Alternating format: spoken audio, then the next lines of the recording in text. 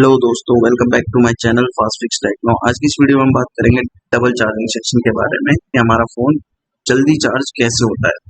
ठीक है, उस चीज के बारे में आज डिटेल में बात करेंगे, जैसे हमारा फोन जल्दी चार्ज। देखते रहिए वीडियो को एंड तक, बहुत कुछ सीखने को मिलेगा आज आप। चलिए स्टार्ट करते हैं। तो जिस बोर्ड के बारे में आपको बताऊंगा आज, वो होगा Redmi Note 8 Pro का बोर्ड, जिसमें हमें एक चार्जिंग जैक चाहिए, OBP IC लगी होती है, बफर IC लगी होती है, MT6360 हमारी एक प्राइमरी चार्जिंग आईसी है, मेन चार्जिंग आईसी कह सकते हैं। SMP1351 हमारी एक सेकेंडरी चार्जिंग आईसी है, और हमें एक CPU आईसी चाहिए और एक बैटरी कनेक्ट। तो सबसे पहले जो वोल्टेज हमारी निकलती है चार्जिंग जैक से, वो जाती है सीधा OBP IC में, और उस वोल्टेज का नाम होता है 5 वोल्ट V बस की। और जो OBP IC से आउट होती है वो हमारी मेन चार्जिंग आईसी में भी जाती है, इसका नाम होता है MT6360 IC, जिसमें 5 वोल्ट V बस जाती है। यही वोल्टेज हमारी निकल के सेकेंडरी चार्जिंग आईसी में भी जाती है, जिसका नाम होता है SMP135। ठीक है, तो मैं आपको बोर्नियो से स्कीमेटिक डायग्राम के ये सब दिखा। बोर्नियो स्कीमेटिक खोल लिया हमने। सबसे पहले हार्डवेयर सॉल्यूशन देख लेते हैं। ये आईसी है, ये Redmi Note 8 Pro का बोर्ड है, और ये चार्जिंग आईसी लगी है M6360P। ठीक है, ये हमारी मेन चार्जिंग आईसी है, और ये हमारी सेकेंडरी चार्जिंग आईसी है, जिसमें लिखा है SMP135। ठीक है, तो ये सेकेंडरी चार्जिंग आईसी है। तो सबसे पहले हमें क्या खोलना है, बिट मैप। ठीक है, बिट मैप के थ्रू हम फाइंड करेंगे कि हमारी वी बस की लाइन कहाँ जाती है। वी बस की लाइन हम सबको पता है कहाँ से स्टार्ट होती है, मेन बोर्ड पे आती है, सब बोर्ड से सीधा मेन बोर्ड पे आती है, और मेन बोर्ड पे हमें देखना है कि इसकी लाइन है कहाँ पे। थोड़ा सा जूम कर लेंगे तो हमें शो पॉइंट पैड कर रखा है हमने क्लिक, यहाँ पे वीबस USB वीबस दिखेगा। इस पे जैसे ही हम क्लिक करेंगे तो ये लाइन बता देगी हमें ये लाइन कहाँ जा रही है। तो ये लाइन देखिए सीधा यहाँ जा रही है आईसी के पास। OBP IC में इन हुई, आईसी में 5 वोल्ट, OBP IC से आउट होगी तो ये सेकेंडरी चार्जिंग आईसी में भी इन होती है, और प्राइमरी चार्जिंग आईसी में भी है। इसका मतलब मेन चार्जिंग आईसी जो है उसमें भी तो इन हो रही है, मगर सेकेंडरी वाली में भी इन। हार्डवेयर में हमने क्या देखा, सिर्फ मेन वाली में इन। ठीक है, उसके बाद जो अगली वोल्टेज बनती है हमारी, वो होती है MID 5 volt. Main charging IC में जाएगी, उसका नाम होगा MID 5। ठीक है, अब ये वाली लाइन चेक करा दो। इसके लिए हमें खोलना पड़ेगा लेआउट। सबसे पहले हम कॉपी कर लेंगे मेन चार्जिंग आईसी को, हमने स्कीमेटिक में जाके यहाँ पे पेस्ट कर देंगे। यहाँ पे पेस्ट कर दिया हमने, तो ये आ गया। ठीक है, तो यहाँ से हमारी इन हो गई USB OBP बस हमारी इन। उसके उसी के जो सामने देखिए MID की लाइन है, इस पे कैपेसिटर लगाओ। ठीक है, इस कैपेसिटर को कॉपी करेंगे, कॉपी करने के बाद लेआउट में जाकर सर्च करने हमारी ये कहाँ, देखिए हमारा MID का ट्रैक यहाँ पे आ रहा है। ठीक है, दूसरी साइड। अब मैं आपको बिट मैप में भी दिखाने की कोशिश करता हूँ। और नंबर A1 A2 A3 से बिट मैप पे जाएंगे, थोड़ा सा जूम करेंगे A3 से। ठीक है ना, A1 देख लेते कहाँ, A2 A3 से हमारी इन हो रही है। ठीक है, अब MID की लाइन B1 B2 B3 से आउट हो। MID की लाइन देखिए B1 B2 B3, यहाँ पे देखिए चार्जिंग MID भी लिखा होगा इसकी बॉन्ड। जैसे यहाँ पे क्लिक करते हैं, यहाँ पे दो कैपेसिटर लगे हुए हैं, उसके बाद यहाँ पे बैक साइड में कैपेसिटर लगे हैं दो। इस पे 5 वोल्टेज हमें चेक करनी है। अगर इस पे 5 वोल्टेज आ रही है तो उसका मतलब V बस की लाइन भी ओके है और चार्जिंग आईसी में भी इन हो। अगर यहाँ पे वोल्टेज नहीं मिलेगी तब जाके हम पीछे की लाइन चेक कर सकते हैं। डायरेक्ट यहीं पे चेक करेंगे तो हमारे लिए आसान होगा पीछे की लाइन चेक। तो डायरेक्ट हम MID की लाइन चेक करते हैं 5 वोल्टेज आ रही है या नहीं। उसके बाद तो अगली वोल्टेज बनेगी, उसके बाद हमारी कैपेसिटर पे वोल्टेज।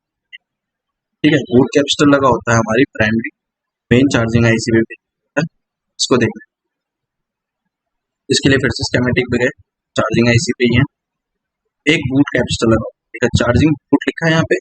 एक बूट कैपेसिटर लगा होता है जो सीरीज में लगा होता है, जो कि VPH की लाइन से भी जुड़ता है और एक आईसी के अंदर भी जाता है। तो जिस साइड से आईसी के अंदर जाएगा उस साइड से आएगी इसकी 8 वोल्टेज, जिस साइड से हमारी कॉइल से जुड़ा होगा उस साइड से आएगी 3.7 से 4.2 वोल्ट। हम इसको देख लेते हैं कहाँ पे लगा हुआ है। इसको डबल क्लिक करके कॉपी कर लिया हमने, यहाँ पे पेस्ट करो और नेक्स्ट टू फाइंड। यहाँ पे लगा हुआ है कैप्स्टर, पॉइंट के बराबर में लगा।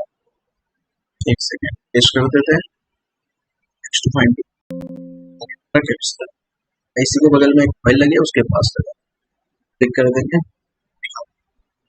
ये वाला कैप्स्टर आपको दिख रहा होगा, सीरीज में लगा है, तो ये कैप्स्टर, ये वाला कैप्स्टर फाइल के पास लगा। हम क्लिक करेंगे तो ये आईसी आ रहा है, इसका मतलब इस साइड 8 वोल्टेज चाहिए और दूसरी साइड से जुड़ा हुआ है, इसका मतलब 3.5 से 4.2 वोल्टेज। अगर ये कैप्स्टर खराब हो जाता तो हमारे बेक चार्जिंग, ठीक है ना। उसके बाद अगली वोल्टेज है, उसके बाद देखिए, उसके बाद एक कॉइल की स्विचिंग होके ईपीएस लाइन जनरेट हो जाती है, जो सारे सेक्शन में डिस्ट्रीब्यूट करने का काम। अब ये वाली लाइन दिखा दो, देखिए स्कीमेटिक में जाएंगे, कैपेसिटर लगा हुआ है, कैपेसिटर के पास एक कॉइल भी लगा हुआ है। इसके बाद वीसीस को हम वीपीएस भी कहते हैं।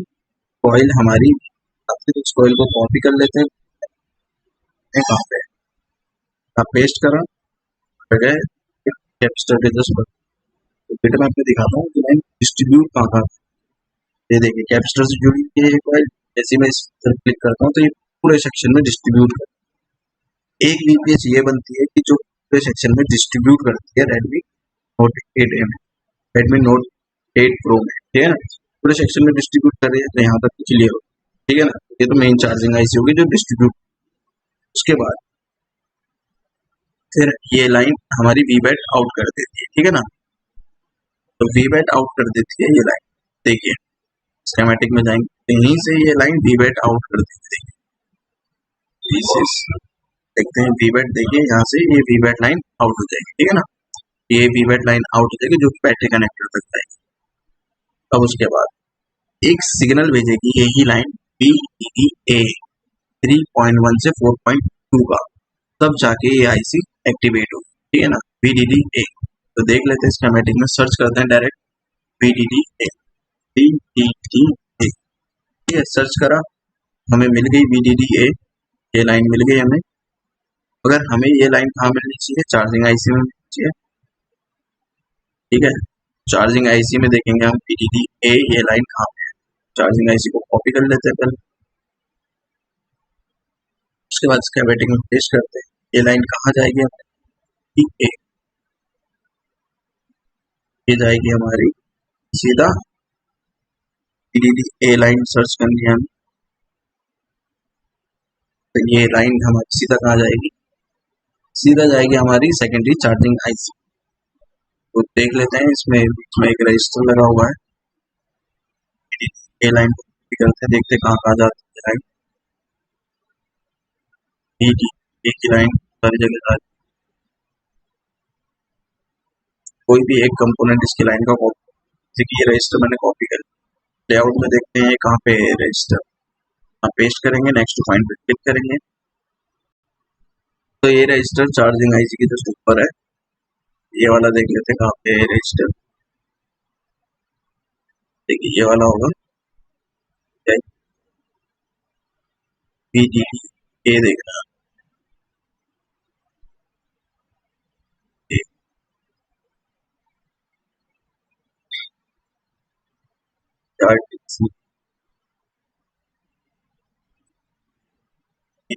ये देख,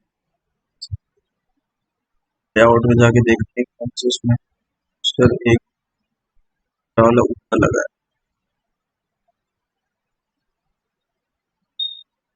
ये तो पावर आईसी के पास आ गया, चार्जिंग आईसी भी चेक करना था। तो चार्जिंग आईसी में जब चेक करेंगे हम, तो यहाँ पे देखिए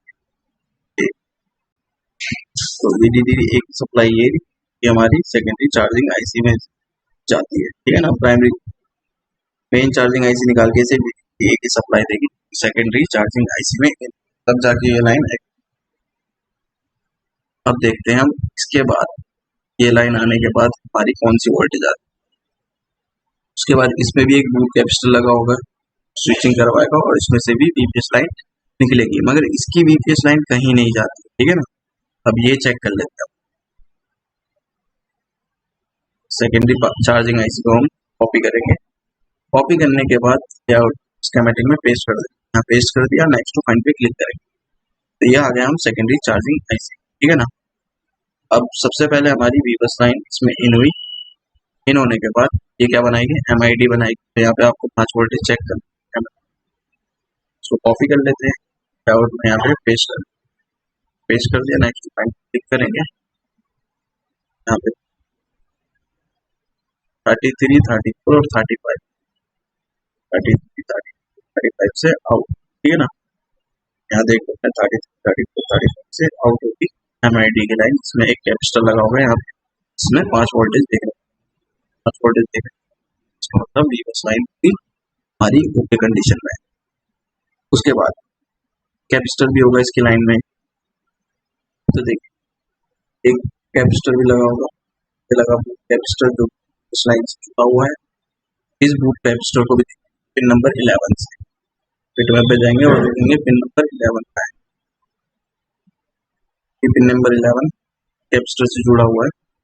ठीक है। इस साइड आएगी इसके 8 वोल्टेज और दूसरी साइड जो कॉइल से जुड़ा होगा इस साइड आएगी ऐसे 4 पॉइंट। अब देखेंगे हम कॉइल इस VPS लाइन को कहाँ जा रही है। देखिए और कहीं नहीं जाएगी, बस आईसी में इन हो जाएगी। ठीक है ना। तो ये क्या काम करती है, ये चार्जिंग को बढ़ाने का काम करती है आईसी। ठीक है ना। एम्पियर को बढ़ा देती है, वोल्टेज उतनी रहेगी, एम्पियर बढ़ जाता है। तो जिससे क्या होता है, हमारा जल्दी चार्ज होगा। देखिए उसके बाद SD और SCL लाइन बनती है कनेक्टिविटी में, जिसमें 1.8 की वोल्टेज आएगी। तो ये वाली वोल्टेज भी दिखा देता हूँ मैं आपको। देखिए इसी में जो है SD और SCL बनेंगे 45 और 46 नंबर कॉल पे। जूम कर लें 5 और 46 नंबर कॉल। तो ये देखिए यहाँ पे है, इसमें 1.8 की वोल्टेज आ रही है जो CPU से कनेक्ट होगी। ये लाइन, ये लाइन दोनों लाइनें CPU से कनेक्ट होती है और SCL, जिनमें 1.8 हमारी पावर आईसी से आएगी। ठीक है ना। ये पावर आईसी से लाइन आती है 1.8 की, जो बहुत सारी जगह आती है, तो भी आती है।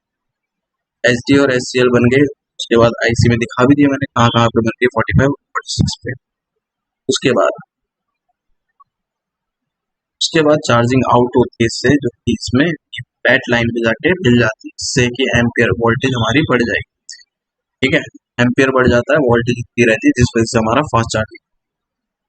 अब इसमें से जब हमारी वीबैट लाइन आउट, या हमारी वीबैट लाइन निकलती है 8 नंबर बॉल से। 8 नंबर बॉल से निकाल देते हैं वीबैट लाइन। वीबैट लाइन 8 और 9 इतनी सारी बॉल से आउट होती है और जाके कहाँ मिलती है, देखिए जाके हमारी मेन चार्जिंग आईसी में भी मिलती है और फिर जाके हमारी बैटरी कनेक्ट। ठीक है ना। तब जाके हमारी बैटरी जल्दी चार्ज।